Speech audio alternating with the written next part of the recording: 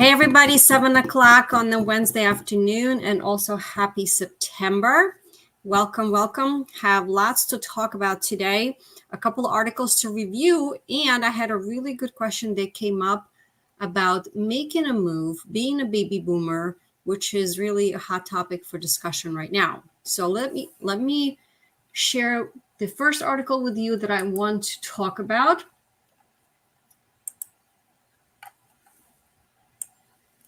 All right, here we go.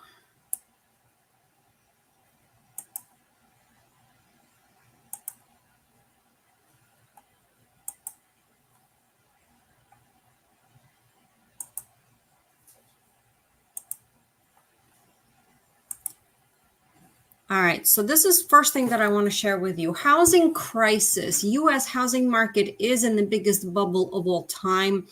The article just came out 2 days ago, and I really want to break it down and figure out if it's actually happening or not, because as you know, some news media outlets love to use big words, and let's just break it down. So the U.S. housing market is facing unprecedented scrutiny as experts warn of a potential bubble larger than the infamous crash of 2006. Nick Gurley, CEO of Venture Consulting, sounded the alarm, highlighting that inflation-adjusted home prices are nearly double their 130-year average, marking only the third time in U.S. history that such heights have been reached. He also emphasized that the current situation is unsustainable, with home prices vastly outpacing incomes. He noted that prices now stand at 4.5 times the average income, a level only seen during the 2006 housing bubble and the early 1950s.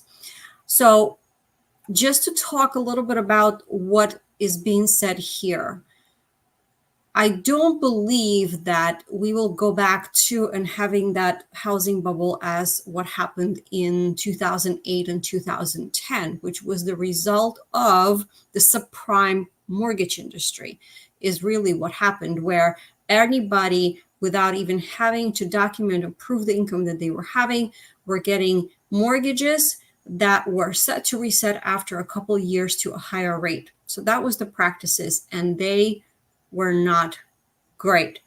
If you really want to understand what happened during the mortgage crisis back during the boom of 5, 6, and 7, and then of course during the mortgage crisis between 2008 and 2010, I strongly suggest that you watch a movie called The Big Short. It's very interesting, and it really does break down on what actually happened during the mortgage crisis.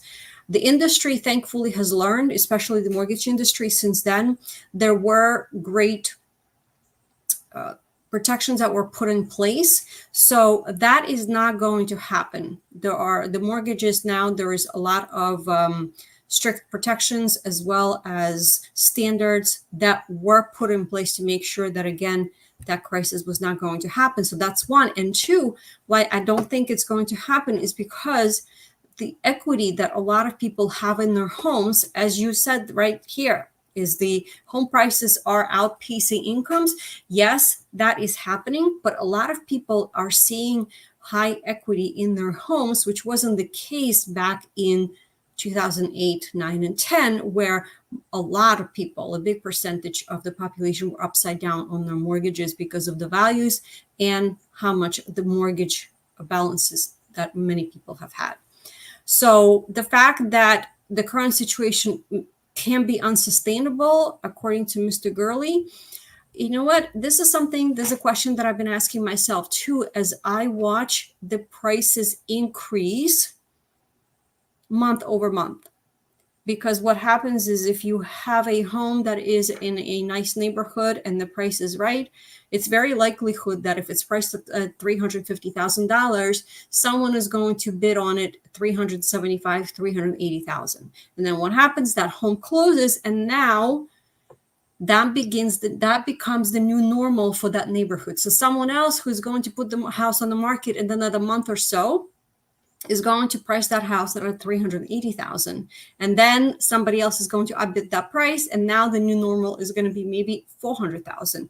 So what you're talking about is, in the matter of maybe 5 to 6 months, the new normal price went up $50,000 in a matter of 6 months out of the year.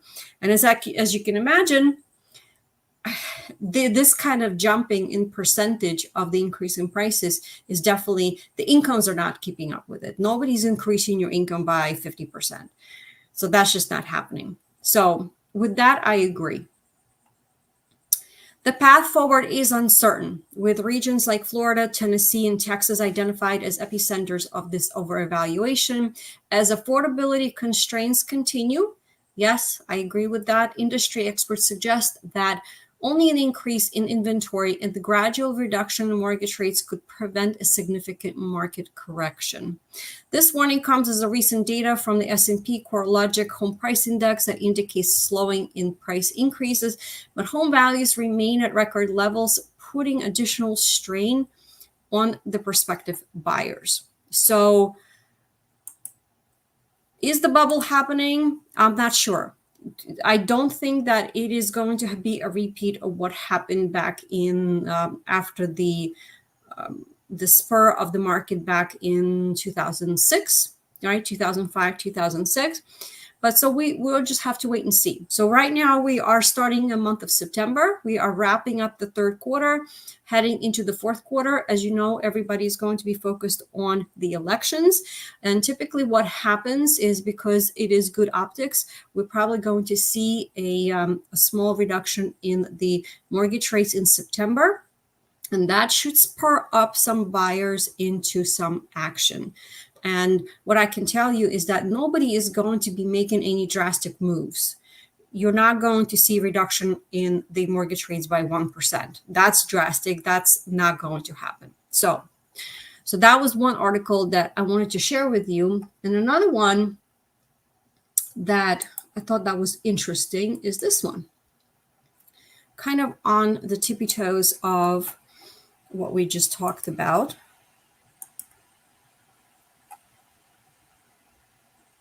All right, here we go. So this one talks about from the Market Watch. Just came out actually this morning. Home buyers kind of are starting to wade back into the housing market as mortgage rates fall for the fifth week in a row. Yes, we're starting to see a little bit of a breathing room, a little bit of a room in our tight pants, so to speak. And buyers are starting to kind of get a little bit excited because, yes, even a small rate drop in interest rates is a good news, because it does make a difference in the monthly payment when you're doing those configurations. So applications for mortgages ticked up as mortgage rates fell for the fifth week in a row. And the 30 years downward slide prompted some home buyers to wade back into the housing market. That pushed the market composite index, a measure of mortgage application volume, up slightly in the past week, according to a Mortgage Bankers Association. The market index rose 1.6% for the week ending on August 30th from a week before. A year ago, that index actually stood at 183. So it's creeping up. So key details: purchase index, which measures the mortgage applications for the purchase of a home, rose 3.3% from a week prior. And you know what? When we are just inching and everybody's watching things so closely, that's why even a change of week over week matters. And that's why we're keeping track on it as well. The refinance index fell by 0.3%. Of course, this is not as crazy as we have seen back in 2021 and 2022, when everybody was refinancing and the lenders were super busy. The average contract rate for 30-year mortgage for homes sold for $766 or less was 6.43% for the week ending of August 30th, and that's down from 6.44% for the previous week. The rates for jumbo loans are a little bit higher, as you can imagine, about 6.73, down from 6.75. The average rates for 30-year mortgage backed by FHA was 6.3%. It's also down as well. And of course, don't forget the 15-year rates are all actually under 6%. So that is actually another tool, another strategy that a lot of people don't think about, and the agents don't talk to their clients about, is that you don't always have to go the route of 30-year mortgage. There are also other avenues that are available. You have a 15-year mortgage, which you just have to crunch some numbers to see if it makes sense.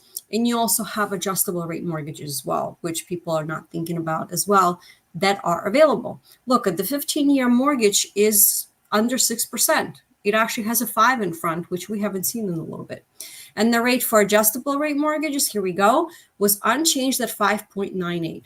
So I don't want you guys to be scared of adjustable mortgages, because the ARMs usually are for 5 or 7 years. Some of them maybe 3, but I've had a 5-year ARM before. And what that means is that you pick a 5-year ARM, that means that your rate is locked for 5 years.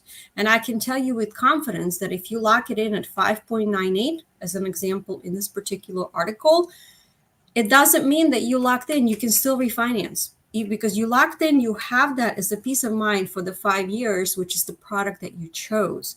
And what I'm also telling my clients is that if it kind of hurts and they're, kind of the rates are biting because they were closer to 7%, this is what I tell them. I said, guys, don't worry. We know what the numbers are. We know that you can make them work. I just want you to kind of hustle down, just, sit tight, maybe for a year, maybe 18 months. Let's see what happens when the new administration is in town and they start getting things in order and they start implementing the changes that they have been talking about.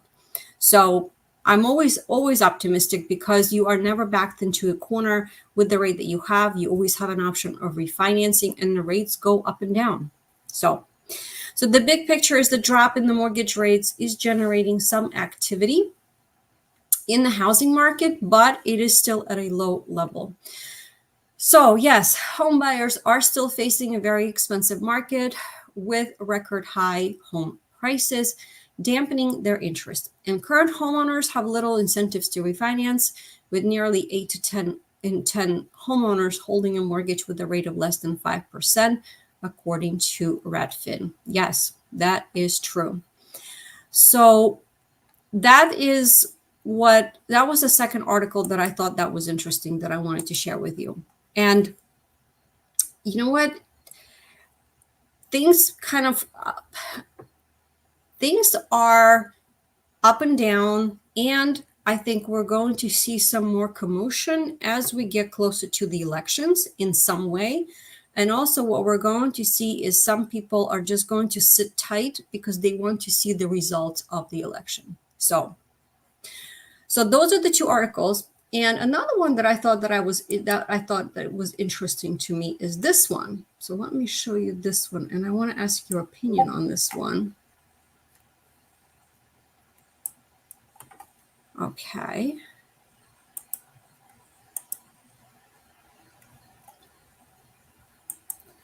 Have you ever heard of a word called climate migrants? I thought this was interesting. Also, brand new article, and published by U.S. News and World Report. And what they're talking about is, what are climate migrants and where are they moving? So across the country in the world, people are abandoning their homes due to climate change and extreme weather. And this movement has just begun.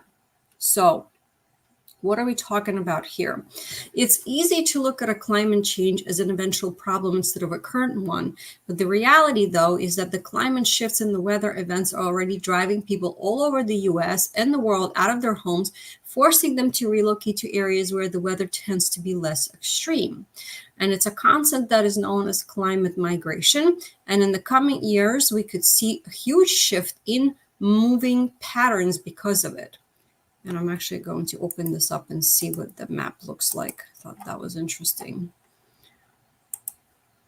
So climate migration is the act of moving away from the areas that are prone to extreme weather or weather events and seeking refuge in areas with more moderate climates. Climate migrants will often flee their homes, regions due to repeated environmental disasters such as floods and wildfires, or due to persistent concerns like drought conditions. And you know what? As I'm reading this, I am thinking about Florida. As you guys know, Florida is the number one on the list year after year for boomers to retire. For people that are looking for a better climate, they're like, yep, heading to Florida. Because there's no state income tax, because it's sunny and palm trees, and yet Florida gets pummeled by hurricanes and crazy weather rains, and well, I don't think they've had tornadoes, but hurricanes all the time. Almost every year there's risk and there's issues.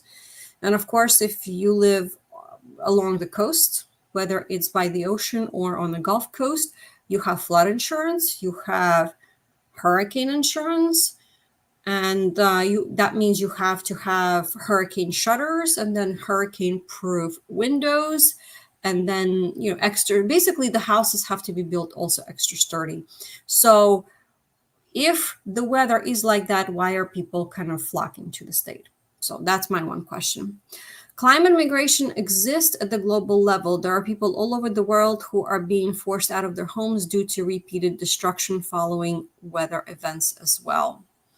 And the problem is, for years, it's been hitting close to home in the US, where there were 28 weather and climate disasters just in 2023. Wow, that's crazy. I didn't realize the number was this high, surpassing the previous record of 22 in year 2020, according to the National Oceanic and Atmospheric Administration, for the tallying price tag of at least $92.9 billion. Well, there you go, guys. This is why our homeowners insurance is so high, and it just keeps getting higher, because insurance companies are paying out for all of these disasters. As these events become increasingly frequent and widespread, we can expect even more people within the US to permanently abandon the areas that are most accessible to them. Unfortunately, there are many signs of that happening. The 2023 hurricane season ranked 4th for the most named storms in a single year in 1950, according to NOAA. Wow, that's crazy. And of 2023's 20 named storms, 7 were hurricanes and 3 became major hurricanes. So for context, an average hurricane season has 14 named storms. Wow, that's crazy. So last year's storms also produced a world of damage. In July of 2023, severe storms and flooding caused $2.2 billion in damage across the Northeast. The following month, severe storms and wind events caused billions of worth of damage from New York all the way down to Georgia. And you know what, too? I'm not too far from New York. So I never think about the fact that if I'm going to be moving out of here is because of the climate change and because of the disasters, right? People in the Northeast don't think like that.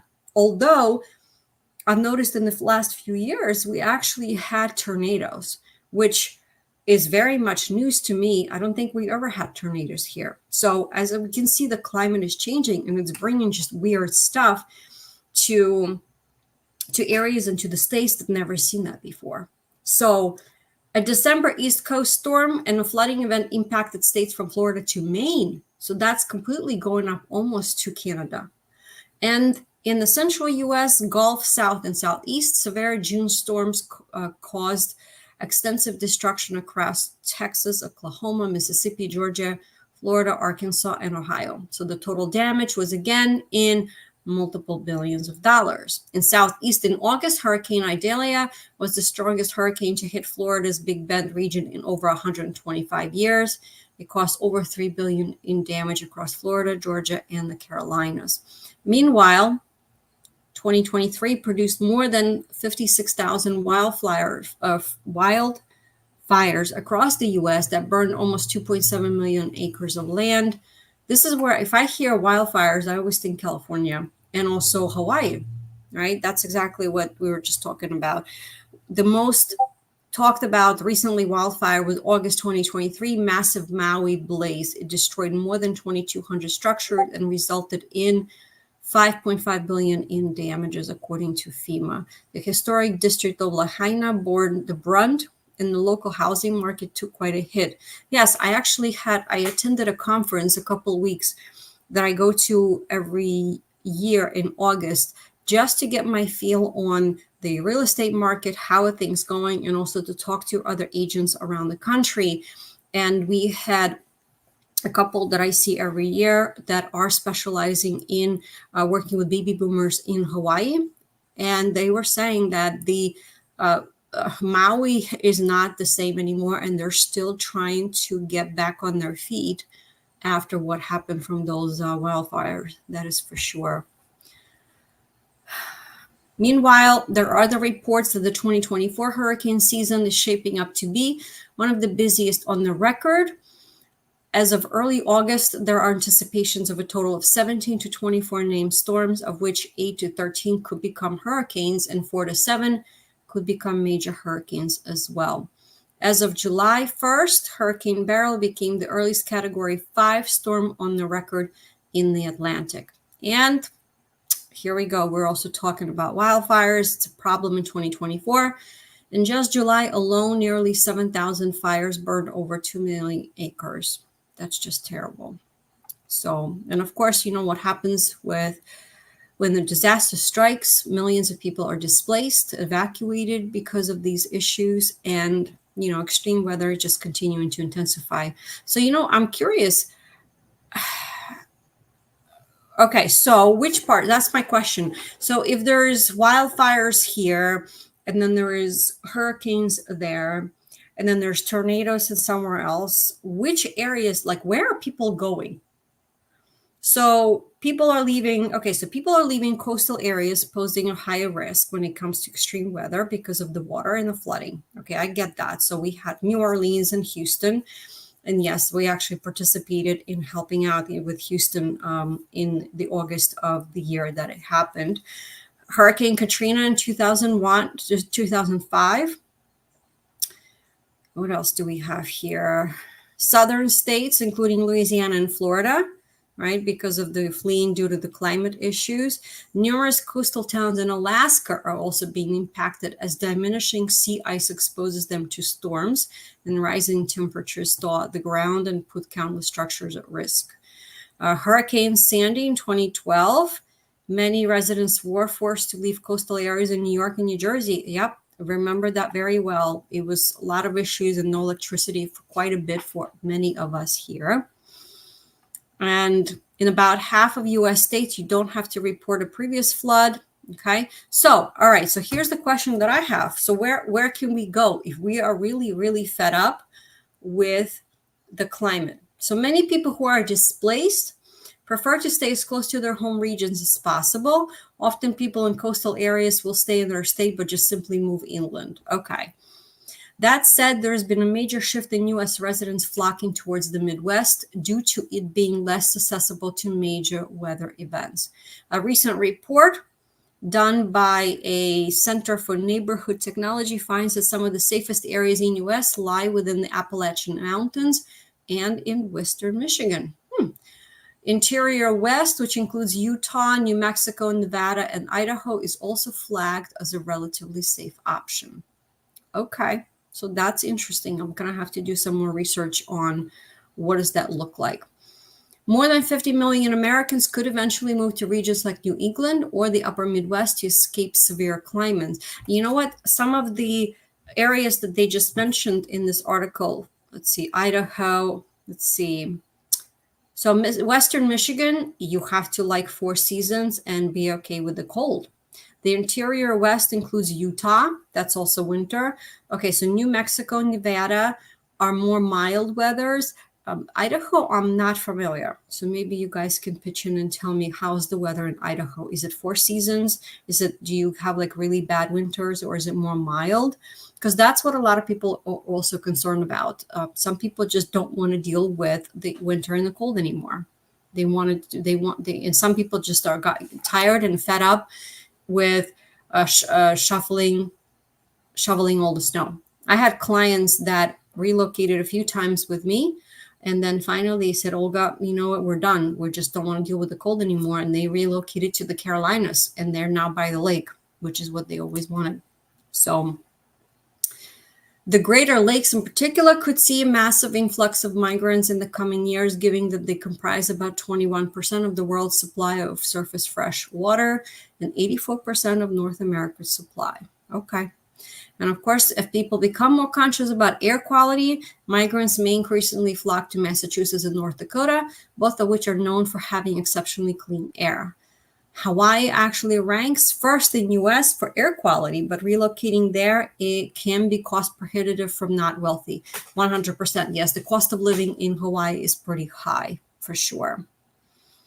So speaking of Massachusetts, the Bay State joins Delaware, Connecticut, and perhaps surprisingly California as the least vulnerable US states for drought. And well, think about this. California is earthquakes, so I don't know if I would want to go there. By contrast, Oklahoma, Montana, and Iowa are considered the most vulnerable due to factors outside of just rainfall or the lack of it, such as percentage of land used for farming, existing irrigation systems, and adaptability to drought-like conditions. And that is consideration for those who rely on farming and agriculture for their livelihood.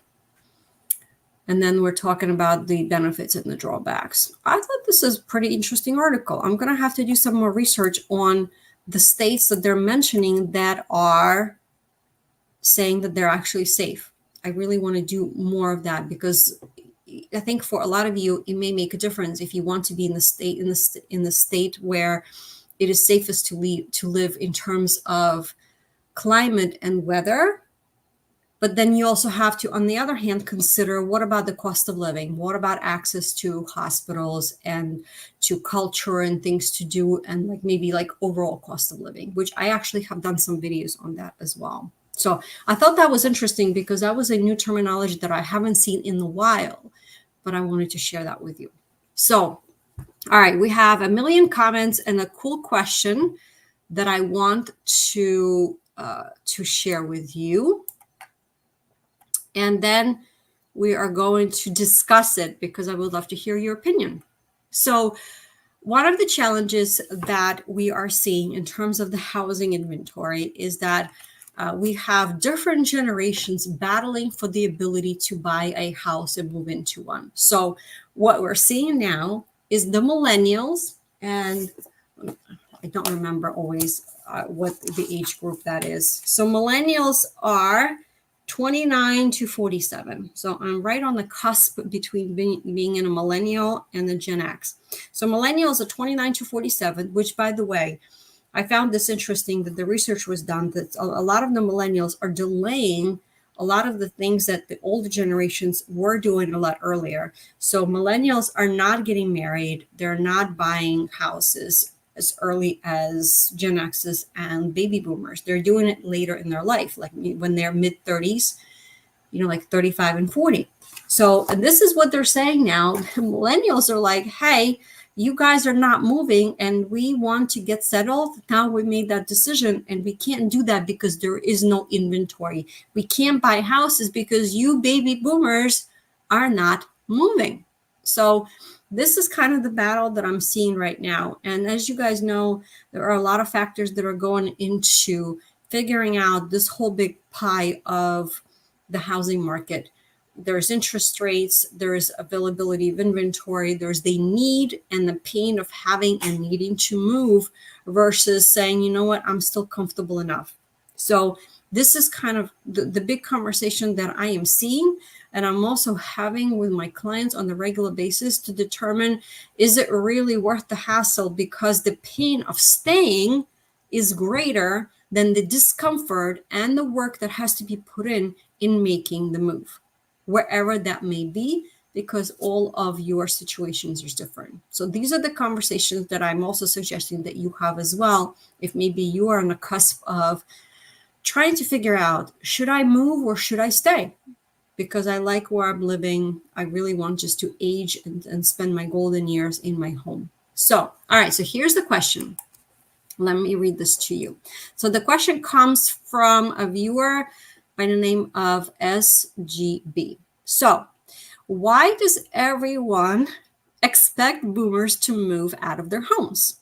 If they live in a nice city that has lots of nice amenities like walkable neighborhoods, low crime, nice parks, access to lots of recreation, theater, and museums, why would they want to leave? They want the same things you do. Many live in established neighborhoods with friends they have known for decades and places they are connected to. So many have volunteered for years in the community, and now young people who have never lived there come in and want them to leave. So why would people assume they don't want the same amenities as the younger people? Where are they supposed to go? An assisted living facility? These places cost $10,000 a month. If you live 10 years, that is over $1 million to spend on a housing rather than stay in a house that is paid off. And why would they want to live with a bunch of old people? Healthy, vibrant communities have people of all ages. That's what gives them variety. So far, for all the people that think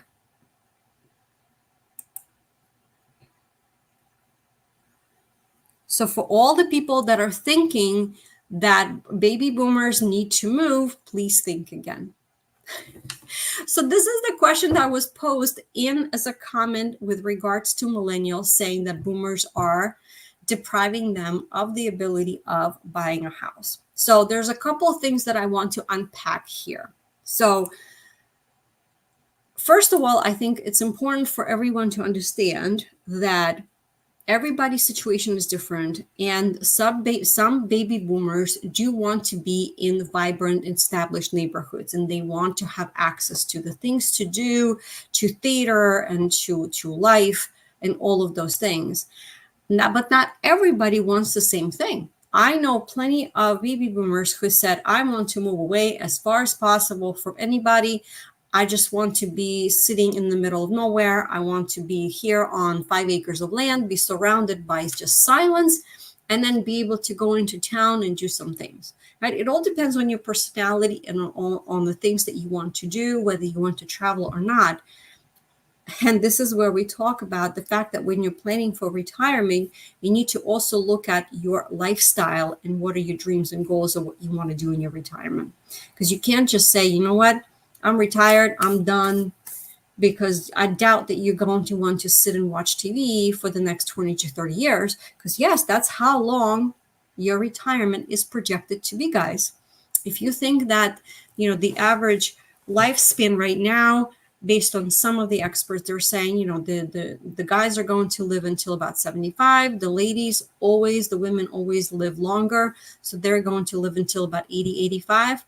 Well, guess what? You really need to rethink that, because the longevity has quite a bit increased, especially with the latest technology and medical advances. What right now the experts are saying, and prepare for it, is very likely that you guys are going to be living well into your 90s. And guess what? That's an extra 10 and 15 years that you didn't think about planning. And that's what you need to think about. So I hear what this gentleman is saying. And the other point that I did want to also address, because it is a misconception about assisted living facilities and places costing $10,000 a month.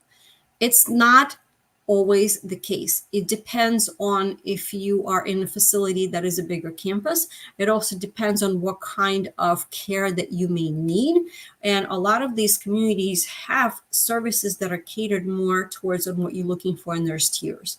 So if you're not sure, and you are thinking that at some point you may need to have assisted living facility as part of your planning for where you're going to be living in your retirement, I suggest that you visit this in the location where you may want to live. So if you want to stay close to where you are now, go visit a couple of them and meet with those community directors. Ask them to take you around.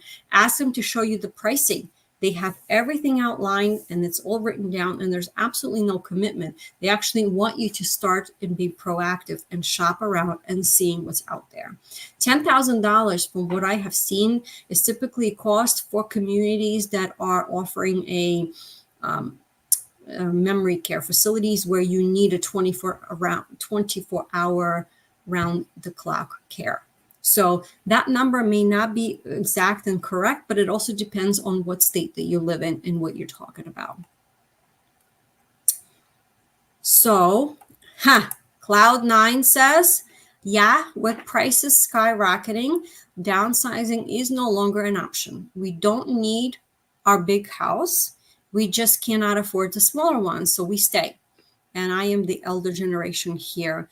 It's reinforcing from all sides. We can't move without losing money. Kids can't buy homes because we can't move.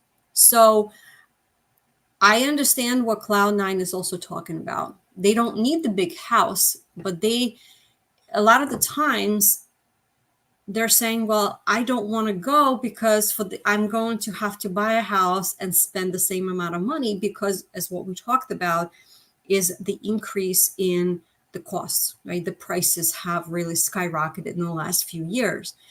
And I understand what you guys are saying, and I understand what Cloud9 is saying, but you have to think about the pros and the cons of staying in the big house, that also the additional cost and expenses and the wear and tear on you having to stay in the big house, maintain it, and pay the higher property taxes, higher utility bills. And if you are already retired or you're planning for it, you have fixed costs and fixed income going forward, not fixed cost, fixed income. And the way to help you and get more money and to have your income run you more as well as longer, because we talked about living well into your 90s, the way to do that is to really get a handle on your expenses. And the way to do that will be to downsize. Yes, it may cost you the same amount of money to buy a new home. However, you're going to have smaller property taxes, smaller place to heat, smaller place to maintain, smaller yard to take care of. And there's a very good chance that you're not going to have to deal with some of the painful things that a lot of you are grappling with in going into the retirement years, where your health is preventing you from truly enjoying your home because you don't want to do steps anymore. You don't want to go down in the basement to do your laundry, and you don't want to take care of the yard that used to be awesome and amazing, but it just does not fit the lifestyle where you are in your life journey today. So food for thought. You may be doing the same amount of purchasing and selling, yet the lifestyle is going to be different, and also your expenses are going to go down. And I talk about that a lot. 1989 says, exactly, older Gen X here too. House is paid off in 5 years, just ahead of anticipated retirement. If it's remodeled and in great location, and taxes are affordable. So nope, we are staying as long as we can.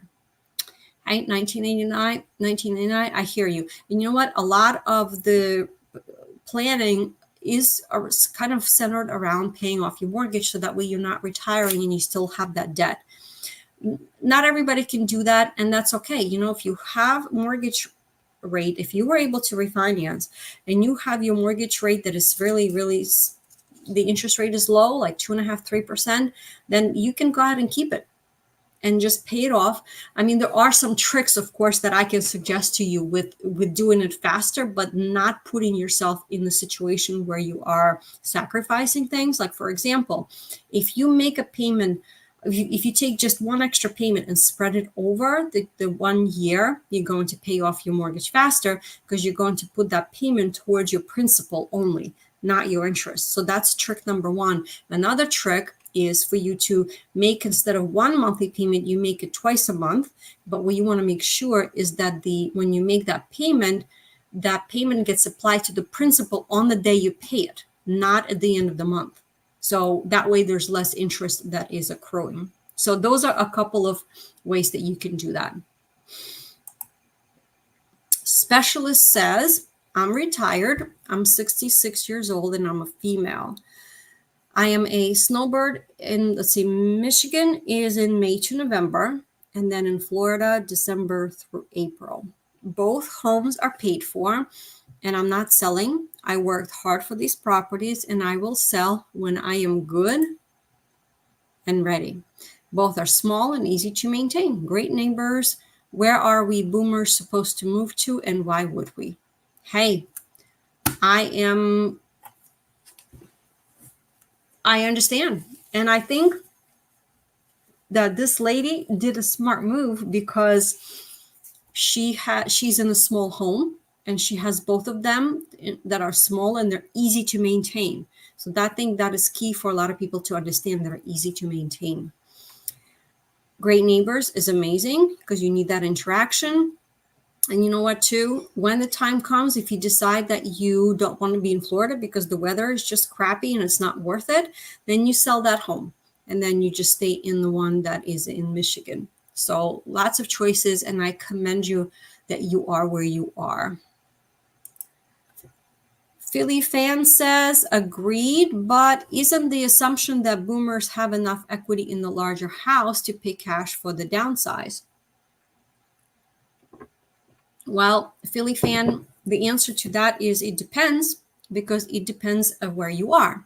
So the example would be is if you are in California and your home is worth $3 million and you're going to sell that and you want to downsize and you want to move to Florida, well, first of all, you really have to be careful, because even if it's you and your spouse, you have some capital gains on a $3 million house. Because as you know, on the primary residence, the ceiling that you don't pay taxes on is only $500,000. So before you do any kind of selling, you want to talk to your tax strategist and your accountant, and those are two different people, to find out how you can minimize those taxes if you're going from a state that has really high prices to something that is a lot less, right? And you could be going from California to Texas, or even from California somewhere else. So that's one thing to consider.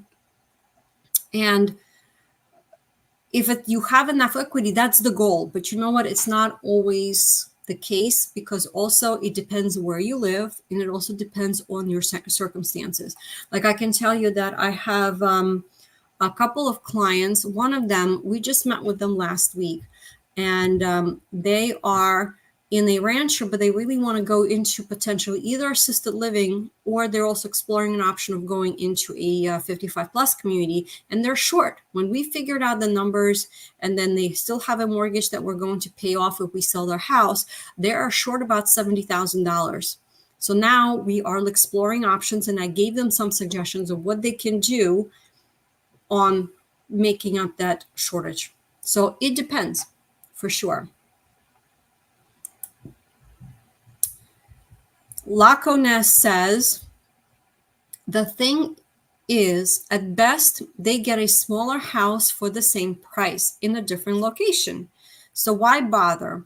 Even if the maintenance and utilities are more in a large home, it does not even seem worth the hassle. Well, I think the answer is it depends. It really does. It depends on what are your pain points. If you are tired, if you think about it, sure, it's a smaller house for the same price, but if you are moving from a big 2-story colonial that is 3,000 square feet and you don't have to clean it anymore, you don't have to pay for a cleaner if you don't do it.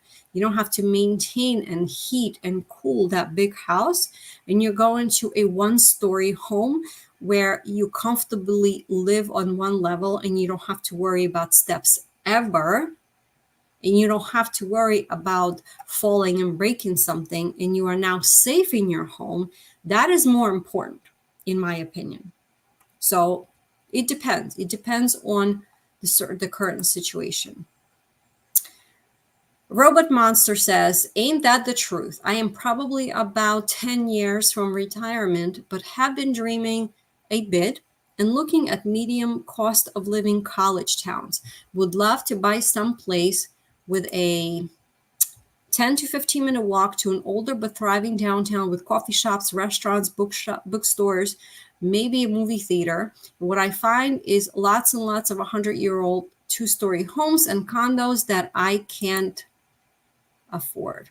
You know what? I think it's actually an awesome idea. I'm going to just do some research and do a separate video on this, because I love college towns. And you know why? Because they're full of energy. There's always things that are happening. There's always things that are running around. Even in the summertime when the kids and the school is not in session, because small towns that are around colleges, they cater to the students. So you're always going to have yoga studios and cookies. I'm just thinking about the one that's around me.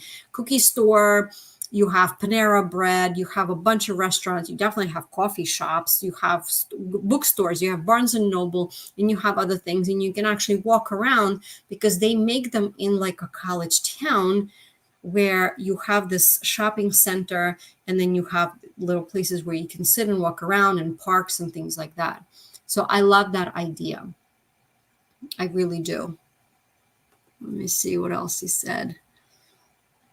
But you know what? Even if you're 10 years from the retirement, it's still time that you can plan because you never know what's going to happen in 10 years. I love the idea. So, and you know what? I also have clients that were interested in not necessarily a college town. They were interested in moving into a small town that has a Main Street USA feel like you see on the Hallmark Channel, right? So I made a list of a couple of them for some of my clients. A few of them actually moved there.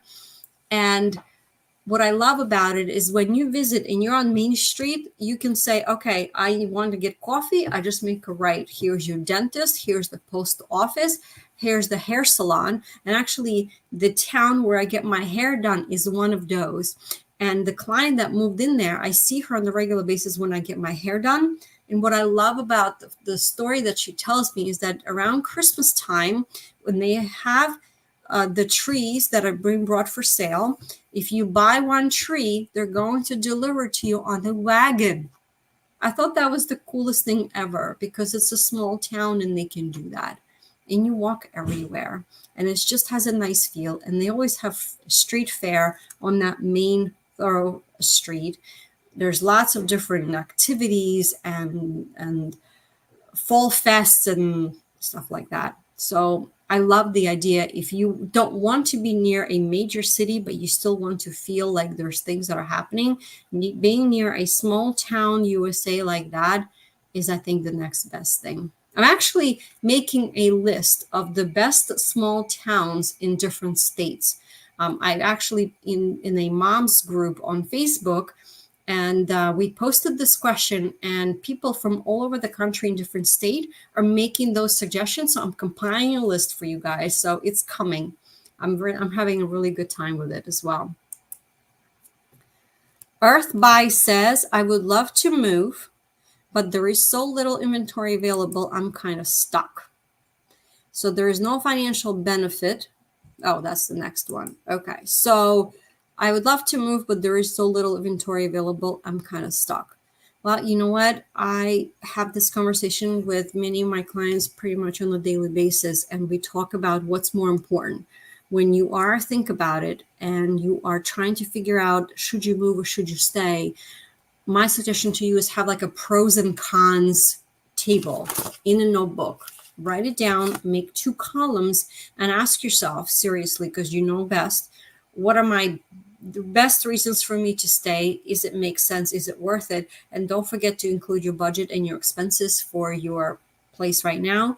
And then also do a pros and then cons. What if I was to move? What would that look like? What would that mean to me? Would it make my life easier or more difficult? Is another question that you can ask yourself. Paradoxical says there is no financial benefit for boomers to sell. If they lived in their current home for 10 to 30 years, their property taxes are low. As soon as they move, the taxes on the new property, even if it's smaller, will likely far exceed just staying in place. That's why a lot of elderly people add chair lifts, etc., to their home. So I don't necessarily agree that there's no financial benefit for boomers to sell. And also, I don't agree with the fact that the property taxes are low. It all depends where you live. If you live in a state that has no income tax, like Florida and Texas, especially Texas, because I'm always interested and I travel there quite often. If there is no income tax, a lot of the times the way the state municipalities and counties and the state government get their revenue is through property taxes. If there is no income taxes, how I want you to realize that it's one way or the other. So also states like New Jersey, which is in the top 10 of the states with property taxes, those property taxes, whether you like it or not, at a pretty high percentage are going up every year like clockwork. Like clockwork. Even though for people that've been living in their homes for 10 to 30 years, like you're saying, their taxes are still going up. And what's even worse is that a lot of people, what they're not realizing, if you say, Olga, I don't want an old home, I want to move into new construction. Well, guess what? New construction property taxes are even higher because they are assessed at today's values, today's rates. So if you're not thinking about how high your property taxes are going to be because you want a brand new home, I really want you to think about this and find out truly from the township where the new construction is going to be, what your property taxes is going to be. Because very likely when you are looking at the new construction, that salesperson is not giving you the right information, very likely, because they're going to say, well, we don't know what they're going to be because it depends on what kind of home you're building and the square footage and all those things. That is one of the things that I caution people who are thinking about new construction is to say, okay, what are my property taxes are going to be like when I close and the assessment comes through.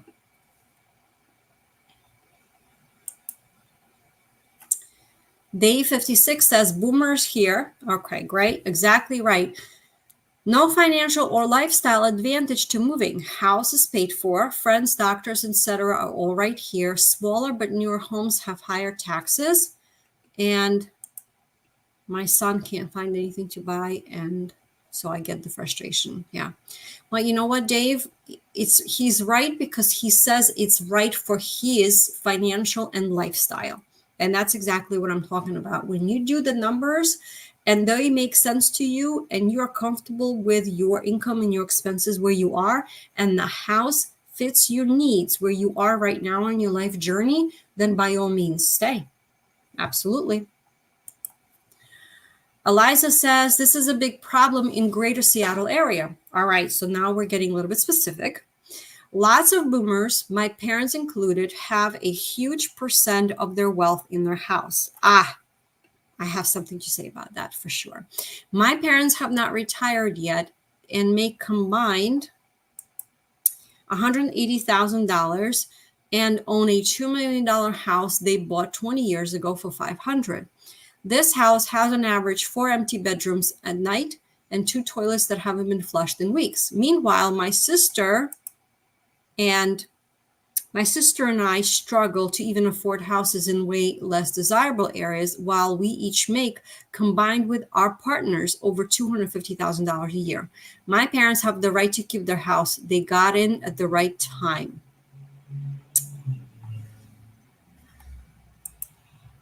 They don't really have many options to leave. That would be cheaper, but it is still frustrating that we cannot afford to live in Seattle anymore, even though we make so much. Poor housing policy for decades led to this. You know what? What they're talking about is the $2 million house. This is how I want you to look at it, is that this is what I am seeing. Many financial advisors I don't think they are truly considering the fact that the real estate that we own, especially baby boomers, should play a huge part in their financial and retirement planning. And it's not just being focused on the stock market and how their investments are doing. I really don't see them educating their clients as much as they should be. And this is where I've been really trying to be vocal and helping my clients and doing this with the videos on this channel to help you guys understand how important it is to realize that the real estate that you own should play a very significant part in your retirement planning.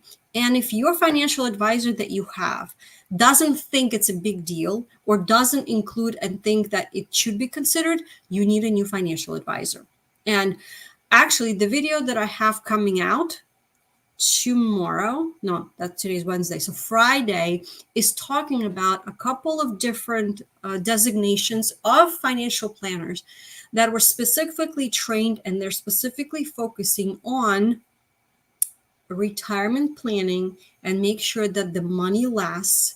And I think those are the individuals and those are the professionals that you should be partnering with to help you in your planning, whether you are in the beginning stages of planning for your retirement or you are already retired and you want to make sure that you have really well planned out golden years well into your 90s. So, and this is a perfect example. Parents have $2 million house that is there, have paid off. And the other thing is they have 4 empty bedrooms a night. And I did a video on having your boommates, right? Where you have other individuals who are the same age as you, who may be in the same boat, but they don't want to stay in their home. Why don't you rent out those rooms to them? This way, at least you have extra income going and those bedrooms are not sitting empty. So that's just an idea to consider. And I feel bad for the kids. I hear you. You guys are making really good money and you cannot afford to live in Seattle because of the cost of living. So I understand.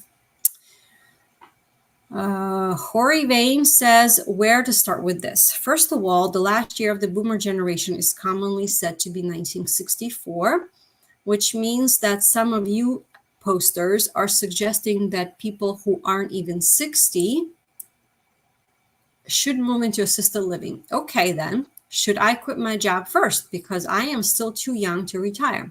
Second, I paid very little for my current house a decade ago because the neighborhood was considered undesirable at the time. So this is another cool idea of you getting into the neighborhood that is called up and coming. Now it has more than tripled in value, so I am sitting on equity that I am using to help my adult kids get into the housing market, pay for weddings, and so on. Okay, good idea. Meanwhile, our house is where everyone gathers for holidays and other events because the aforementioned kids live in small, cheap apartments with thin walls. My spouse and I do plan to downsize eventually, but it will be on our terms and only when we can handle a house with a big yard or no longer have a dog who needs one. But we also know we won't be able to afford anything in the city we live in.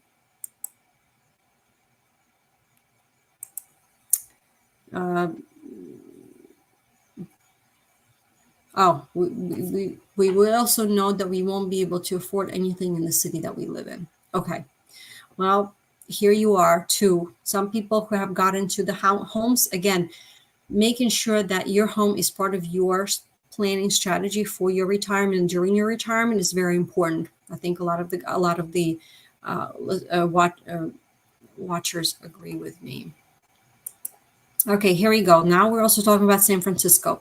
So Adinger says, both of my parents grew up in San Francisco and own their house. They would not do well in other parts of the country. I think they would get bored and it would be like losing a family member for them. I mean, my dad has never even lived in a different neighborhood before San Francisco. Also decent public transit so they don't have to drive everywhere and will still be able to get around when they can't drive anymore. I agree. When you live in the big town, in the big city, using public transport is an amazing opportunity.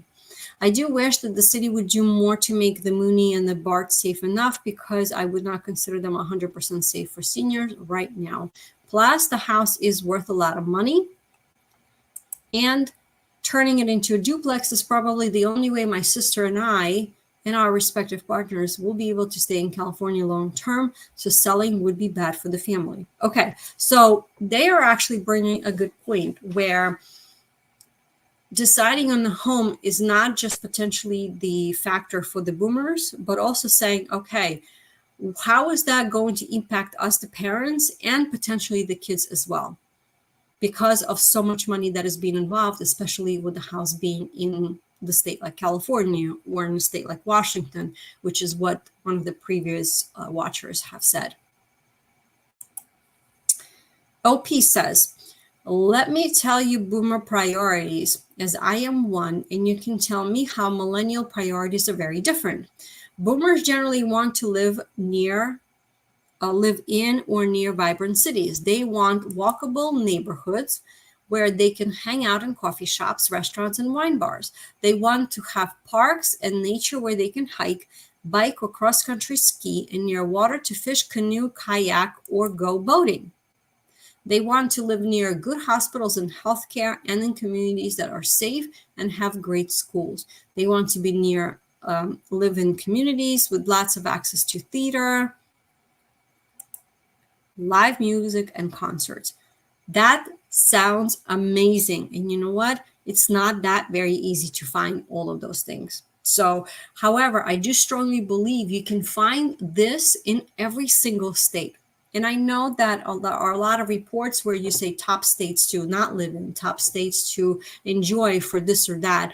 And there are rankings that are done, and I have done videos on these states that have aggregate numbers based on like analysis of different costs and different things, standards of living, the best air, fresh air, community like, the cost of rentals, housing market, things like that. And when things get averaged out is what they're looking at.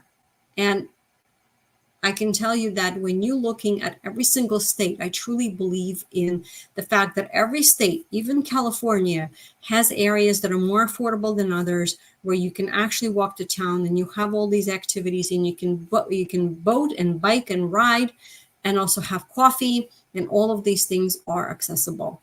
So we just need to look for them. Manufacturer says, I am an elder millennial. I'm about to be 41. Well, very cool. Thank you for being here. I am lucky that I mostly have what I want. My wife and I made a couple of very lucky decisions in terms of buying real estate that will set us up for life. Amazing. Thumbs up for you and high five. But we got very lucky in both cases. I would say most millennials want to be able to afford a home without paying 60% or more of their take-home pay on a mortgage. Ideally in the place that half of what you mentioned above, and with good schools. You know what, guys? I don't want you to pay 60% more of your take-home pay every 2 weeks and put it down on the mortgage. I really don't, because that's not living.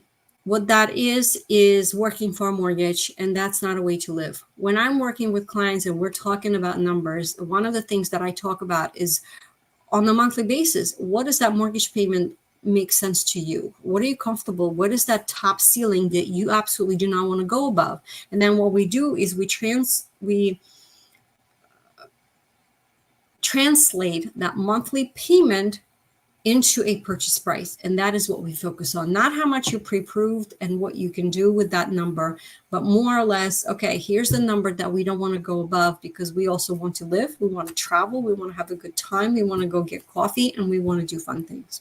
So that is the game plan, is to live a good life. Altoon says, my parents are both retired now. They have a big, beautiful coastal Carolina home right on the water. They purchased it in 1982 for $80,000, and it's obviously long paid off and worth significantly more. About 10 years ago, they started do all sorts of little remodels and minor improvements for themselves, but also for a possible sale. Now that they're ready to downsize from this house that is far too big for two people, it no longer makes financial sense. As we all know, housing is expensive, mortgage rates are terrible, which is not their issue. It costs a lot to move your entire life somewhere else. They settled on just getting a housekeeper for 5 days a week and have a regular handyman on call for pretty much all of their needs. It's easier than it's ever been to get in-home nursing, visits, medicines, and literally everything else that they need delivered. They always tip very well to bring it up to the 3rd floor. Might as well live out your days on the beach, live in comfort of your long-time home, then pay to live in some facility or 55-plus community. The plan now is to pass down the home to their 2 children to use as vacation home, or one can offer to purchase from the other, which neither plans on doing. Well, you know what? I am very happy to see that these folks are doing great, and they are taking advantage of the fact that they can safely be in their home and have all these services. I do want to caution you guys with regards to passing down the home to the 2 children. You may want to talk to an attorney and to a accountant to make sure that there's not going to be a huge tax consequence about that. So that could be potentially something to consider. Playa Pizza says, I don't think boomers need to be pushed to move. I do have concern over loved ones who live in large houses and properties they cannot maintain. That is my only concern for boomers and elderly staying in their homes. 100%. I can't tell you how many times I have this conversation with families as well as the parents. And my number one concern I always ask them is, how safe are you in your home? And I understand that this home is where you raise your family, your kids grow up in, and you have a lot of memories tied into it. It's very emotional to consider and make a decision on moving. However, is this your home where you're going to be safe, or is that going to be your prison? Is really the blunt way of putting it. So just food for thought. And one way you can do that to figure out if the home's a safe place for you is actually doing a home safety assessment. I've done a couple of webinars on it on a regular basis. I have that, and I can put that as a link actually under this live for you guys to use as resources. If that is, maybe that is something that you may be interested in doing, which is always a good idea. And it's a free resource for you. All right, I have a ton of other questions, but I think I'm going to answer one more and then we're going to wrap up because, of course, I'm going to see you guys next week. All right, PHT says, many are continuing to come to the villages in other 55 plus communities in Florida, which have experienced double-digit growth for decades. A lot of them maintain their homes up north for a while and live here as snowbirds and then sell up north when they can no longer maintain that lifestyle.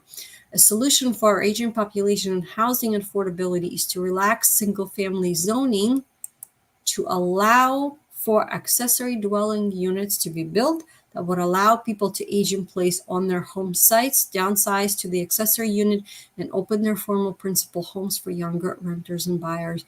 I 100% agree. I know California has done that, where they allowed the homeowners build these, it's almost like in-law suite, a cottage in their backyards. And a lot of the times it's restricted for family members because, of course, investors started to take advantage of that to be able to have another cottage that you can rent out as like an Airbnb or maybe long-term rental. But the idea is that you can use a part of your backyard to maybe put in a tiny home. I love the idea of having a tiny home, which is just big enough for your family, for your parents to live in. This way they're close by, yet they have their own place and privacy. Yet they're close by that they can help you with a mortgage, they can help you with utilities and the expenses.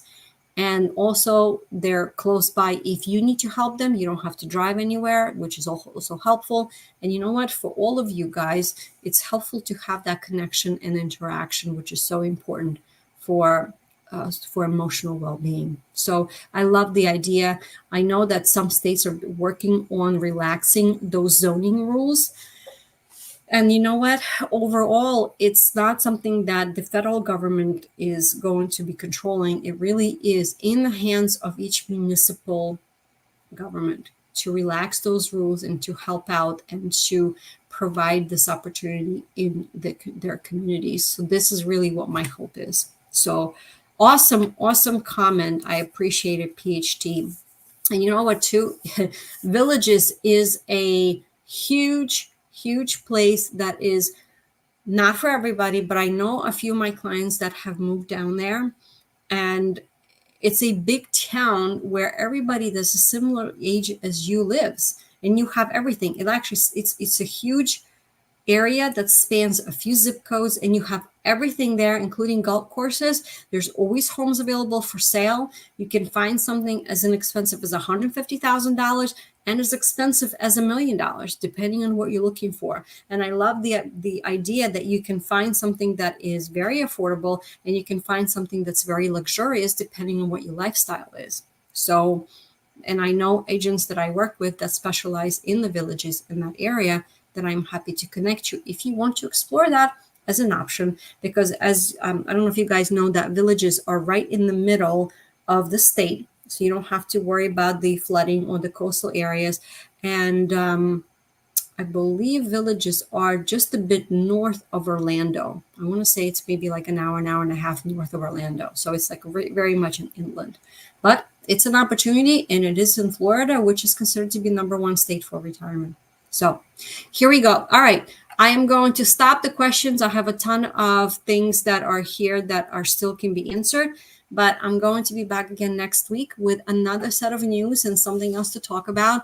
And in the meantime, if there's anything you guys want to talk about, please message me. Please put your comment under this video, because I read and review everything, because I love to see the interaction and to see how I can assist you with the resources that we have. So thank you so much for tuning in and participating. Have a great rest of your week. Happy September, and I will see you next week. Bye, everybody.